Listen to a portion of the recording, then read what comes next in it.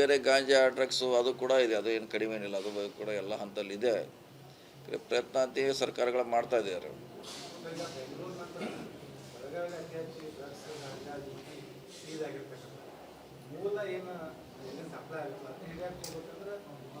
ಹಿಡಿತಾರೆ. ಅದು ಹೇಳಿದಂಗೆ ನಮ್ಮ ದೇಶದ ಅಲ್ಲವೇ ಅಲ್ಲ, ಹೊರಗಿಂದ ಬರ್ತದೆ. ರಾಜಸ್ಥಾನ ಬರ್ತೈತ್ರೆ, ಪಂಜಾಬ್ ಮೇಜರ್ ಹೈಯೆಸ್ಟ್ ಸಮಸ್ಯೆ ಇರೋದು ಪಂಜಾಬ್ದಲ್ಲಿ. ಸೊ ನಮ್ಮ ರಾಜ್ಯ ಮೂಲಕ ಕೆಳಗಡೆ ಕೇರಳ ತಮಿಳ್ನಾಡಿಗೆ ಹೋಗೋದು ಕೂಡ ಹಿಂಗೆ ಹೋಗುತ್ತೆ. ಭಾಳ ಚೆನ್ನಾಗಿ ಅದನ್ನು ಸೀಸ್ ಮಾಡ್ತಾರೆ. ಹಿಂಗಾಗಿ ನಮ್ಮಲ್ಲಿ ಸಂಖ್ಯೆ ಜಾಸ್ತಿ ತೋರಿಸ್ತದ್ರೆ ಅದು ಆ ಕಡೆ ಹೋಗೋರು ಒಂದು ಸಲ ಇಲ್ಲೇ ಸಿಕ್ಕೊಂಡು ಬೀಳ್ತಾರೆ ಬೆಳಗಾವಿಯಲ್ಲಿ ಅಥವಾ ನಮ್ಮ ರಾಜ್ಯದಲ್ಲಿ. ಸೊ ಹಿಂಗಾಗಿ ಅದು ಸಂಖ್ಯೆ ಹೆಚ್ಚಿದೆ.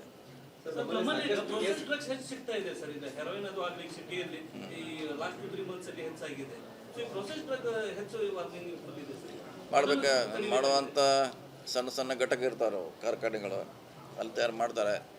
ಲಾಸ್ಟ್ ಟೈಮ್ ಒಂದು ಬೆಂಗಳೂರಲ್ಲಿ ಸೀಸ್ ಮಾಡಿದ್ರು, ಅದೇ ಸೇಮ್ ಸಿಮಿಲರ್.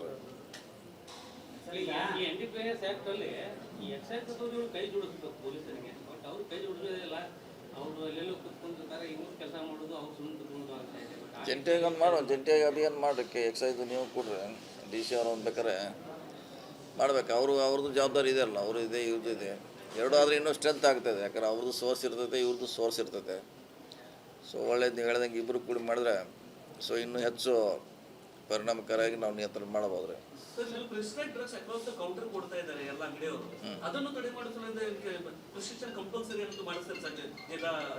ನೋಡೋಣ, ಬೇಕಾದ್ರೆ ಅವ್ರು ಡ್ರಗ್ಸ್ ಕಂಟ್ರೋಲರ್ ಕರೆದು ಹೇಳ್ತೀವಿ, ಬೇಕಾದ್ರೆ ಡಿ ಸಿ ಅವ್ರು ಹೇಳ್ತಾರೆ, ಅದನ್ನು ನಿಯಂತ್ರಣ ಮಾಡ್ಬೋದು. ಯಾಕಂದರೆ ಒಂದು ಸಾರಿ ಚೀಟಿ ಇಲ್ಲದೆ ಡಾಕ್ಟ್ರ್ ಇಲ್ಲದೆ ಕೊಡ್ತಾರೆ.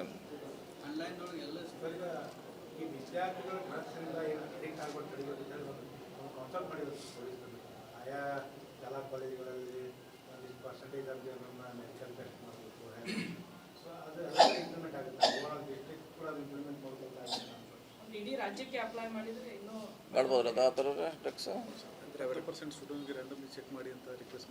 ಪೋಷಕರ ಕನ್ಸೆಂಟ್ ತಗೊಂಡು ಮಾಡ್ತೀವಿ, ರಿಕ್ವೆಸ್ಟ್ ಮಾಡಿ ಅವ್ರಿಗೆ, ಅವ್ರ ಪಾಲಕರು ಒಪ್ಪಿದ್ರೆ ಅವ್ರಿಗೆ ಒಂದು ಗ್ಯಾರಂಟಿ ಇರುತ್ತೆ, ನಮ್ಮ ಮಗ ಅದರಲ್ಲಿ ಇಲ್ಲ ಅಂತ.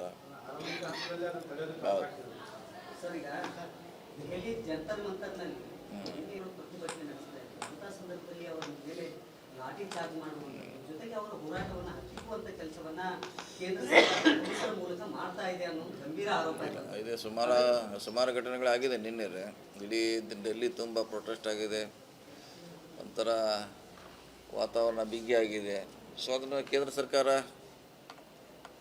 ಸ್ಮೂತಾಗಿ ಹ್ಯಾಂಡಲ್ ಮಾಡಬೇಕು. ಅವ್ರ ಜೊತೆ ಯಾರೋ ಮಾತುಕತೆ ಕಳಿಸ್ಬೇಕು ಅವ್ರದ್ದು. ಯಾಕಂದ್ರೆ 20 ದಿವಸದಿಂದ ಯಾರು ಹೋಗಿಲ್ಲಲ್ಲ, ಹಿಂಗಾಗಿ ಅದು ಹೆಚ್ಚಾಗ್ತಾಯಿದೆ. ಯಾರೋ ಹೋಗ್ಬೇಕು, ಅಲ್ಲಿ ಹೋಗಿ ಅವರ ಏನು ಮನವಿ ಏನು ಇದಕ್ಕೆ ಕೇಳಿದ್ರೆ ಪರಿಹಾರ ಆಗ್ತದೆ. ಇವ್ರು ಯಾರೋ ಹೋಗದಿರೋದ್ರೆ ಇದು ಹಿಂದೆ ರೈತರ ಹತ್ರಲ್ಲ 1 ವರ್ಷ ಮಾಡಿದ್ರು ಅವರು, ಅವ್ರ ಕಡೆ ಯಾರೋ ಹೋಗಿದ್ರೆ ಇಮಿಡಿಯೇಟ್ ಮುಗಿತೈತಿ. ಇದು ಕೂಡ ಈಗೂ ಏನು ಕಾಲು ಮಿಂಚಿಲ್ಲ. ಈಗೂ ಯಾರೋ ಹೋಗಿ ಅಲ್ಲಿ ಮಂತ್ರಿಗಳು ಅಲ್ಲ, ಅದು ಏನು ಕೇಳಬೇಕಲ್ಲ, ಹೋಗಿ ಅವ್ರದ್ದು ಏನದು ಕೇಳಿದ್ರೆ ಗೊತ್ತಾಗೋಲ್ಲ. ಅದು ಒಂದೇ ಇರ್ಬೋದು, ಮತ್ತೇನಾರ ಬೇರೆ ಇರ್ಬೋದು. ಅಟ್ಲೀಸ್ಟ್ ಹೋಗ್ಬೇಕು, ಹೋದರೆ ಒಂದು 10ಕ್ಕೆ ಬರ್ತದೆ. ಹೋಗ್ಬೇಕಂತ ನಮ್ಮ ಅವ್ರಿಗೆ ರಿಕ್ವೆಸ್ಟು. ಅಲ್ಲೇ ಅಧಿವೇಶನ ನಡೀತಾ ಇದೆ ಸರ್ ಸಂಸತ್ನಲ್ಲಿ, ಎಲ್ಲರೂ ಇದ್ದಾರೆ, ಹೋಗ್ಬೇಕು ಹೋಗ್ಬೇಕಂತ ನಮ್ಮದು ರಿಕ್ವೆಸ್ಟ್ ಇದೆ ಅವರಿಗೆ. ಯಾಕಂದರೆ ಅದು ಪ್ರೆಸ್ಟೇಜ್ ಅಲ್ಲ, ಸೆಕೆಂಡ್ರಿ ಅದು. ಆಮ್ಯಾಗ ಅದು ಸೆಕೆಂಡ್ರಿ, ಅದು ಮೊದಲೇ ಅವ್ರು ಹೋಗಿ ಕೇಳಬೇಕಲ್ಲ, ಏನು ಅದು ಒಂದೇ ಇದೆಯಾ, ಬೇರೆ ಏನಿದೆಯಾ ನಿಮ್ಮದು. ಯಾಕಂದ್ರೆ ಅದು ಒಂದೇ ಅವ್ರದ್ದಿಲ್ಲ, ಬೇರೆ ಬೇರೆ ಡಿಮ್ಯಾಂಡು ಕೂಡ ಇದೆ ಅವ್ರದ್ದು. ಇಲ್ಲ, ನಮ್ಮದು ಯಾವ ಸಪೋರ್ಟ್ ಇಲ್ಲ, ಅವ್ರದ್ದು ಇಂಡಿಪೆಂಡೆಂಟ್ ಆಗಿ ಮಾಡತ್ತಾರೆ. ವಿದ್ಯಾರ್ಥಿಗಳಿದ್ದಾರೆ ಹತ್ರ, ಯಾರು ಪಾರ್ಟಿಗೆ ಯಾರು ಅಟ್ಯಾಚ್ ಇಲ್ಲ. ಅವ್ರು ತಮ್ಮ ಹಕ್ಕಿಯಾಗಿ ಡಿಮಾಂಡ್ ಮಾಡತ್ತಾರ. ಕೇಂದ್ರ ಸರ್ಕಾರ ತಕ್ಷಣ ಇವು ಕೂಡ ಯಾರು ಹೋಗಬೇಕು, ಸ್ಪಂದನೆ ಮಾಡಬೇಕು, ಅಷ್ಟೇ ನಮ್ಮ ವಿನಂತಿ. ಯಾಕಂತಂದ್ರೆ ಬೇರೆ ಬೇರೆ ಇಶ್ಯೂಗಳು ರಾಜ್ಯದಲ್ಲಿ ಇರೋದ್ರಿಂದ ಮಂತ್ರಿಗಳೇ ಇಲ್ಲ ಅನ್ನೋ ಒಂದು ಸಂದೇಶ ಮಾಡ್ತಾರೆ ಬೇಗ ಮಾಡ್ತಾರೆ. ಅಲ್ಲಿವರೆಗೆ ನಾವುದಿಲ್ಲ 3 ಜಿಲ್ಲಾ ನೋಡತ್ತಿರಲ್ಲ. ಈಗ ನಾವು ಈ ರಾಜ್ಯಾದ್ಯಂತ ಬರ ಬಂದಿದೆ, ನಿರ್ವಹಣೆ ಮಾಡಕ್ ಆಗ್ತಾ ಇಲ್ಲ. ಇಲ್ಲ, ಮೊನ್ನೆ ಕ್ಯಾಬಿನೆಟ್ನಲ್ಲಿ ಅಧಿಕಾರಿಗಳಿಗೆ ಹೇಳಿದ್ದಾರೆ ಎಲ್ಲ ಸರ್ವೆ ಮಾಡಲಿಕ್ಕೆ. ಅದು ವರದಿ ಬಂದ ಮೇಲೆ ಕೇಂದ್ರಕ್ಕೆ ಕಳಿಸ್ಬೇಕಾಗತ್ತೆ. ಕೇಂದ್ರದ ಅನುಮತಿ ಕೂಡ ಬೇಕಾಗಿದೆ, ಅವರು ಸಹಮತಿ ಬೇಕು. ಸೊ ಸರ್ವೆ ಮಾಡಲಿಕ್ಕೆ ಹೇಳಿದ್ದಾರೆ ಸಿ ಎಮ್ ಅವರು. ಮೊನ್ನೆ ಸಂಡೇ ಕ್ಯಾಬಿನೆಟ್ ಮಾಡಿದ್ರು, ನಾವು ಇದಕ್ಕೋಸ್ಕರ ಮಾಡಿದ್ದೀವಿ.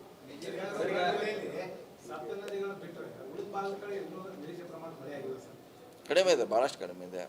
ಅವ್ರು ಇದ್ರಾಗ ಬರ್ದ್ರಾಗ ಓಕೆ, ಈಗ ಮ್ಯಾನೇಜ್ ಮಾಡ್ಲಿಕ್ಕೆ ಅನುಕೂಲ ಆಗಿದೆ ರೀ.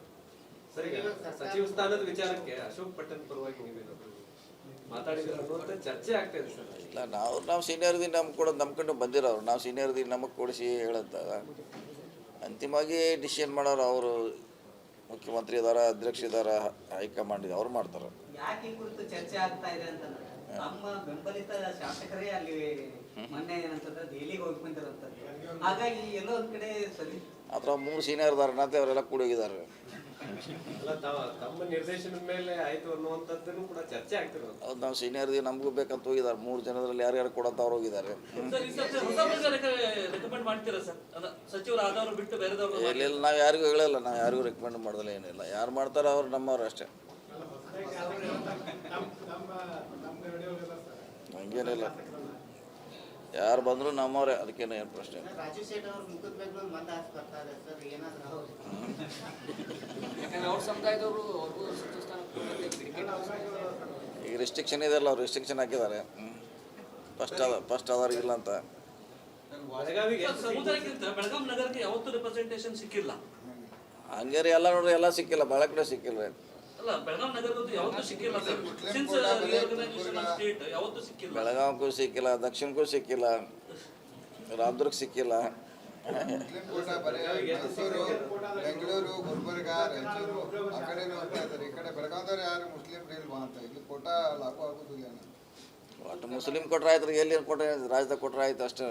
ಕೋಟಾ ಎಲ್ಲ ಕಡೆ ಏರಿಯಾ ಎಲ್ಲ ಏರಿಯಾ ಕನ್ಸಿಡರ್ ಆಗ್ಬೇಕಲ್ಲ ಸರ್. ಓನ್ಲಿ ಹೈದರಾಬಾದ್ ಕರ್ನಾಟಕ ಮತ್ತು ದಕ್ಷಿಣ ಕರ್ನಾಟಕ ಮಾತ್ರ ಅದಾರ. ಅಥವಾ ಕಿತ್ತೂರು ಕರ್ನಾಟಕದಾಗ ಯಾರು ಇಲ್ಲ ಇಲ್ವಾ? ಈಗ ಮುಂಚೆ ಕೊಟ್ಟಿದ್ದಾರಲ್ಲ, ನಮ್ಮ ಸವದತ್ತಿಯಿಂದ ಮುಸ್ಲಿಮು ಮಂತ್ರಿಗಳಾಗಿದ್ದರು. ಆಮ್ಯಾಗೆ ಇನ್ನೊಬ್ರು ಯಾರೋ ಈಗ ಆಗಿದ್ರು, ಮುಂಚೆ ಆಗಿದ್ರು, ಈಗಿಲ್ಲ. ಸೊ ಅವಕಾಶ ಬಂದಾಗ ನೋಡಿ ಕಾಯ್ಬೇಕು ಅಷ್ಟೇ, ಕಾದಾಗ ಮಾಡಲ್ಲ ಅವ್ರಿಗೆ. ಬೆಳಗಾವಿಗೆ ಎಷ್ಟು ಸಿಗ್ಬೋದು ಸರ್ ಈಗ?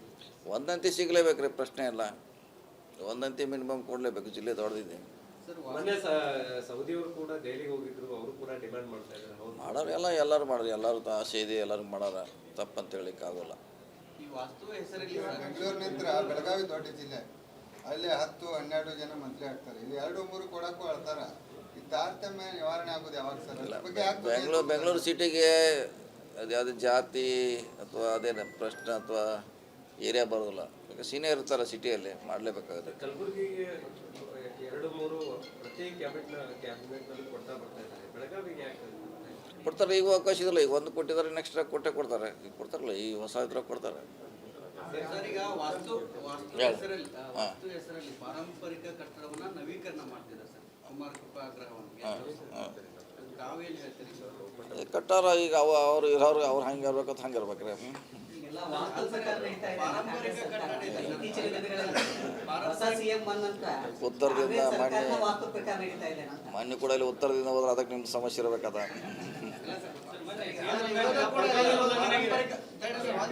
ಮೊನ್ನೆ ಸಿಎಂ ಬಂದಾಗ ಪ್ರೋಟೋಕಾಲ್ ಉಲ್ಲಂಘನೆ ಆಗಿದೆ. ಏನತ್ರ ಆ ನಿಟ್ಟಿನಲ್ಲಿ ಅಧಿಕಾರಿಗಳ ವಿರುದ್ಧ ಯಾವ ಕ್ರಮ ಕೈಗೊಳ್ಳಿ? ಏನ್ರಿ ಯಾವುದು? DHO ಸರಿಯಾಗಿ ಯಾರ್ರಿ? ಆಂಬುಲೆನ್ಸ್ ಸರಿಯಾಗಿ ನಿಭಾಯಿಸಿಲ್ಲ. ಮಾಡ್ಬೇಕಲ್ಲ, ನೋಡೋಣ ಸರ್. DC ಅವ್ರು ನೋಟಿಸ್ ಕೊಟ್ಟಿದಾರಂತೆ, ಅವ್ರು ನೋಡ್ತಾರೆ. ಅದು ಮುಂದೆ ಆಗದಂಗೆ ನೋಡ್ಕೋಬೇಕಷ್ಟೇ. ಮತ್ತು ಸೀರಿಯಸ್ ಲ್ಯಾಬ್ಸ್ ಇದ್ರೆ ಆ್ಯಕ್ಷನ್ ತೊಗೋತಾರೆ. ಅಲ್ಲ, ಜಿಲ್ಲಾಡಳಿತದ ಜೊತೆ ಸರಿಯಾಗಿ ಕಮ್ಯುನಿಕೇಟರ್ ಮಾಡ್ತಾ ಇಲ್ಲ ಒಬ್ಬ ಅಧಿಕಾರಿ ಅಂತ. ಇಲ್ಲ, ಅವ್ರ ಡ್ಯೂಟಿ ಎಲ್ಲ DC ಅವ್ರು ನೋಡ್ಲಿಕ್ಕೆ ಆಗೋಲ್ಲ. ಅವ್ರು ಮಾಡ್ಬೇಕಾಗಿತ್ತು, ಅವ್ರು ಮಾಡಿಲ್ರಿ. DC ಅವರು ಹೇಳಿ ಆದ್ಮೇಲೂ ನಡೀತಾ ಇದಾವೆ ಸರ್. ಅವ್ರ ಡ್ಯೂಟಿ ಯಾಕಂದ್ರೆ ಆಯಾ ಇಲಾಖೆಯವರು ತಾವು ತಮ್ಮ ಕರ್ತವ್ಯನ ಸರಿಯಾಗಿ ನಿಭಾಯಿಸ್ಬೇಕು. ಅದು ಉಲ್ಲಂಘನೆ ಅವ್ರ ಗಮನಕ್ಕೆ ಬಂದಿದೆ, ನೋಟಿಸ್ ಕೊಟ್ಟಿದ್ದಾರಂತ. ಸೀರಿಯಸ್ ಇದ್ರೆ ಆ್ಯಕ್ಷನ್ ತೊಗೋತೀವಿ, ಇಲ್ಲಾರು ವಾರ್ನಿಂಗ್ ಮಾಡ್ತಾರೆ ಅಷ್ಟೇ. 2 ರಾಗ 1 ಅವ್ರು ಮಾಡ್ತೀವಿ. Okay, thank you.